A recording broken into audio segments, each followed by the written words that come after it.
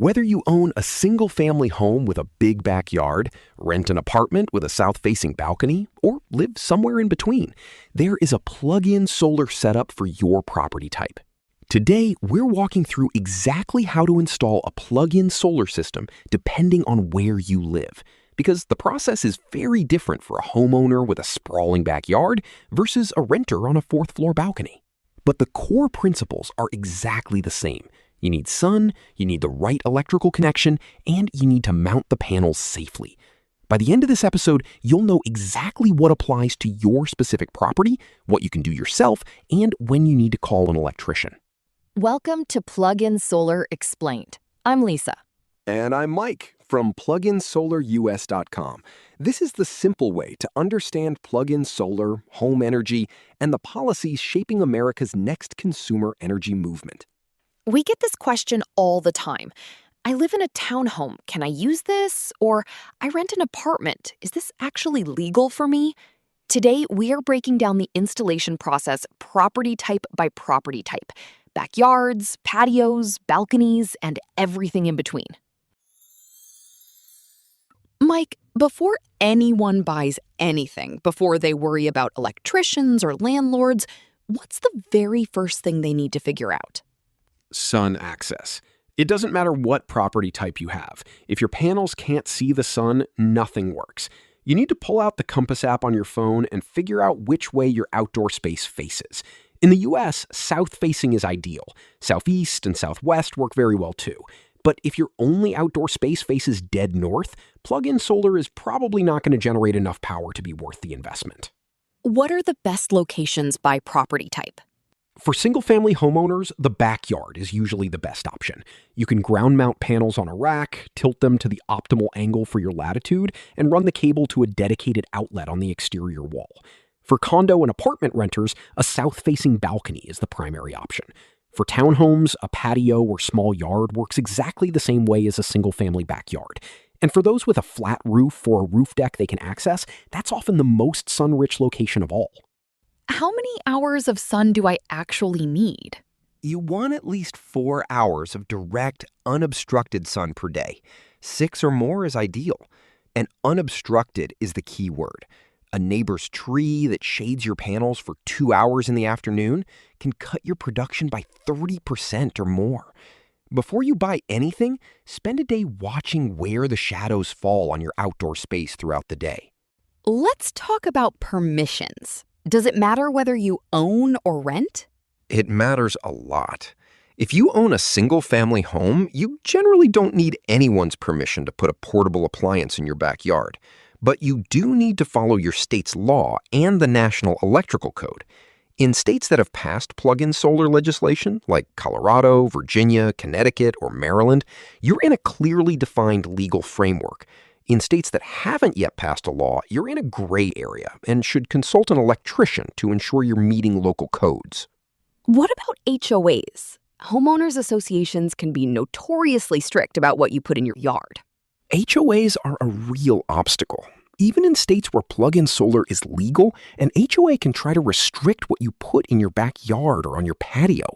Some states have solar access laws that strictly limit an HOA's authority to block solar installations.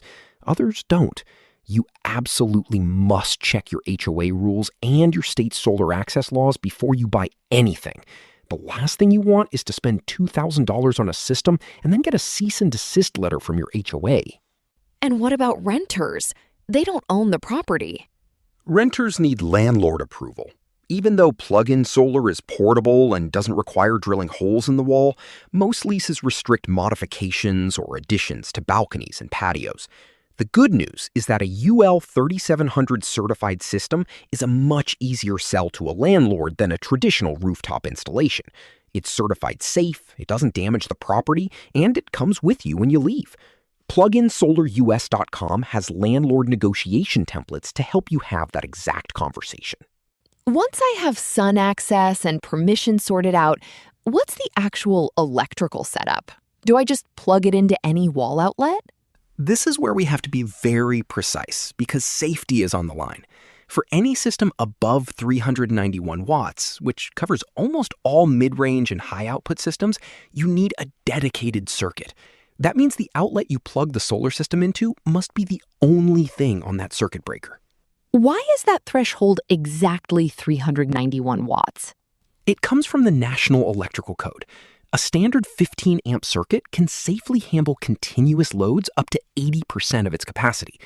When you factor in the math, 15 amps times 120 volts times 80%, you get 1,440 watts of safe capacity. But because the solar system is adding power to the circuit rather than drawing it, the calculation works differently. The 391 watt threshold is the maximum safe backfeed limit for a shared circuit to avoid a fire hazard called breaker masking. Anything above that requires its own dedicated path to the breaker box. Does that dedicated circuit rule apply to homeowners and renters equally? Yes. The physics of electricity don't care whether you own or rent. A 1,200 watt system on a dedicated circuit is exactly the same regardless of who holds the deed. The difference is the logistics. A homeowner can hire an electrician to install a new dedicated outdoor outlet in the backyard relatively easily. It typically costs between $250 and $900, depending on how far the run is to the breaker box.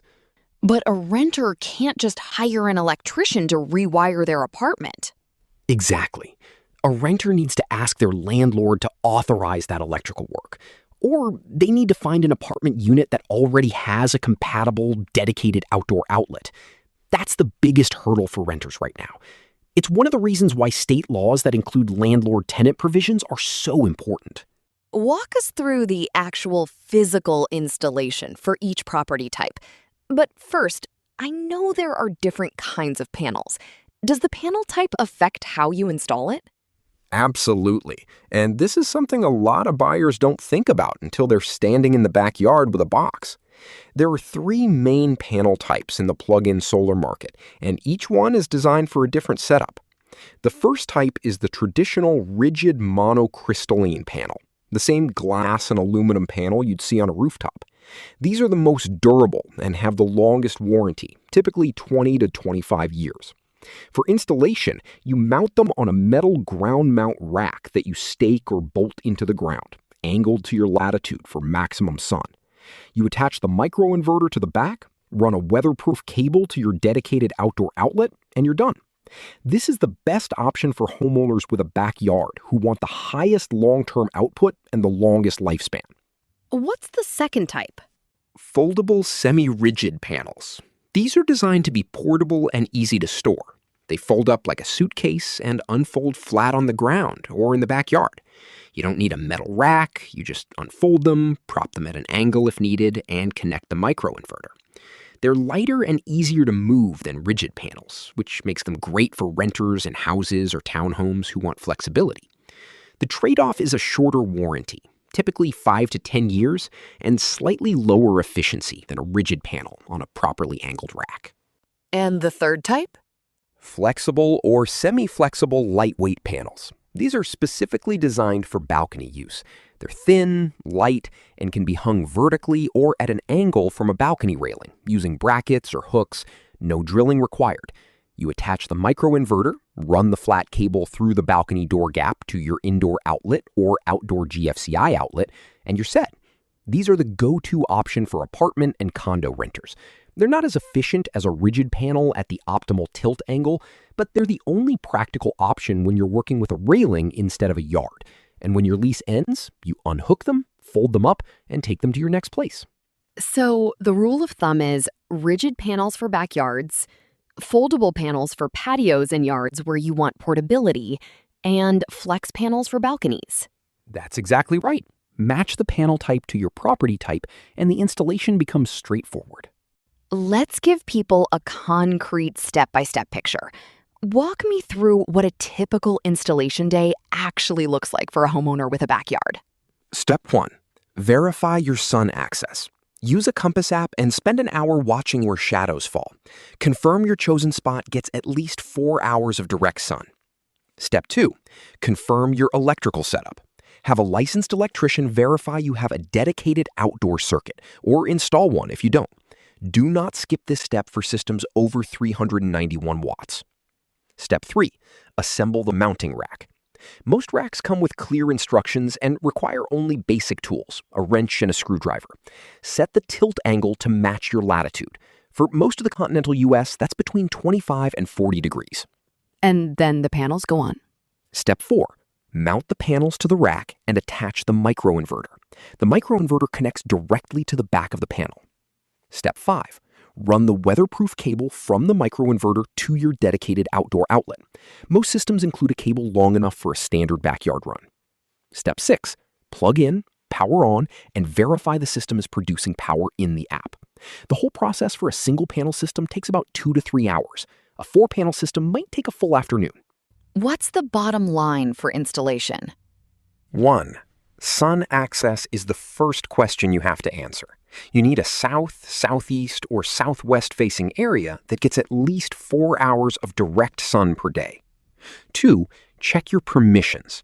Review your state law, read your HOA rules, and if you rent, get your landlord's approval before buying anything. 3. Understand the electrical requirements. Systems above 391 watts require a dedicated circuit to be safe and code compliant. If you don't have one, budget $250 to $900 for a licensed electrician to install one. 4. Match your panel type to your property. Rigid panels on a ground mount rack for backyards, foldable, semi-rigid panels for patios and yards where portability matters, flexible, lightweight panels for balcony railings. All 3 are portable. Your investment moves with you. For detailed mounting guides, landlord negotiation templates, and a state-by-state legal overview, visit the guide section at pluginsolarus.com. Thanks for listening to Plug-in Solar Explained, the simple way to understand plug-in solar, home energy, and the policies shaping America's next consumer energy movement.